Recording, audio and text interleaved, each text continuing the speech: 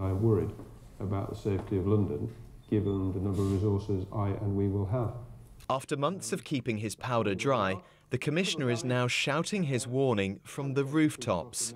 A warning about what £1 billion of savings would mean for his force. It could be between 5,000 and 8,000 less police officers.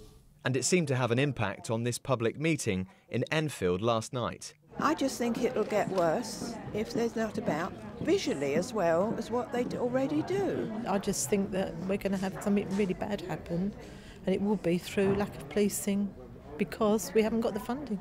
But today the government appeared to reject outright Sir Bernard's concerns. I'm absolutely convinced that London is safe. The CT funding for counter-terrorism is separately funded, so we need not worry about that. That's a separate funding stream. But I'm confident we will be able to police safely. Earlier, as an independent report also raised worries about the impact of police spending cuts, Britain's top officer was not backing down. Well, that's the biggest risk going to be less of us, which means they'll probably see us less around. We'll still patrol, but there'll be less of us. I suspect we'll get to some of the jobs slower. The emergencies we'll always get to quickly, but we'll have to go to some jobs slower, we'll have to investigate slower, and we'll have to prioritise more, and occasionally we'll be saying no. There's added concern the capital will be hit by a new funding arrangement, which will take cash away from Greater London. The Deputy Mayor for Policing, along with the Crime Commissioner in Thames Valley and others, are now considering taking the government to court over the new proposal. But Mayor Boris Johnson, 5,000 miles away in Japan, is not on board.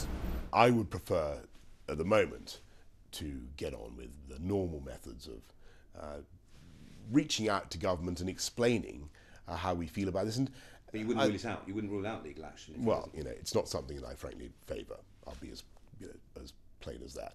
The Home Office says a fairer way of funding is badly needed, and that no overall decision on the Met's budget will be made until the end of next month.